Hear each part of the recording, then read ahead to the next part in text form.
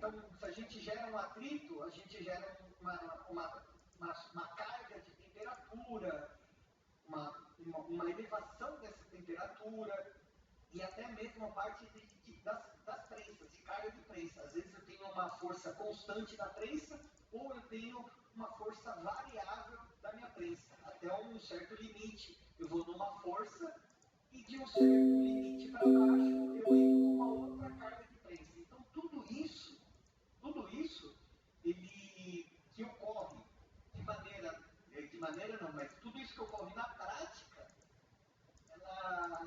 a gente desconsidera todos esses parâmetros e a gente simplifica toda essa fase na parte da simulação e que influencia o resultado final da ferramenta. Então, toda essa parte, nós simulamos de uma maneira e não ocorre esse fenômeno, essa prática não acontece no dia a dia. Então, tudo isso ela vem a ocasionar a diferença, o resultado final da nossa ferramenta. Isso daí, mas quanto mais restrições ou parâmetros que eu colocar na simulação, eu vou começar a ter resultados cada vez mais confiáveis e mais rápidos. Né? Exatamente, você tem resultados. A gente elimina para ter uma ideia do comportamento, né, dessa conformabilidade, né? E alguns a gente coloca, tem algumas restrições, algumas características que eu quero colocar no pesquisador, alguma fixação, né? Para poder ter uma simulação mais fidedigna ao real possível. Perfeito, porque tudo isso que você considera de uma maneira quanto mais informações você alimenta, mais informações você tem na fase de projeto. Nós estamos falando aqui especificamente da fase de projeto, nós eliminamos erros e os famosos, a quantidade excessiva na fase de tryout. Então, quanto mais informações, quanto mais restrições nós pudermos alimentar o software, e é para isso que o Cimatron vem, quanto mais informações nós pudermos alimentar, mais garantia do resultado final a gente pode ter na prática. E não adianta eu simular um material que não está enquadrado dentro das minhas especificações na prática.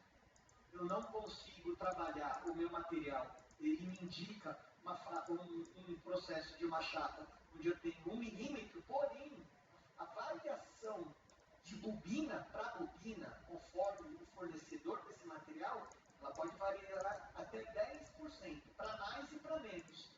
Então, se eu tiver uma espessura de 1 milímetro, onde eu tenho uma tolerância material de menos 10 ou mais 10, a gente está falando em 2 décimos de alteração. Então, tudo isso que eu puder ser dentro de um software, no caso, o Cimatron, eu consigo fazer essa redução desse tempo, eu consigo fazer a redução dessa quantidade de simulações, especificando uma tolerância que começa em 0,9 e onde ela vai até 1,1. Então, eu consigo fornecer um relatório para a fase de tryout para o meu cliente e tendo essas variações. Então, eu consigo eliminar e eu consigo fazer com que as minhas simulações elas sejam consideradas e elas sejam completas, não resultando muita surpresa na fase do meu ferramental final.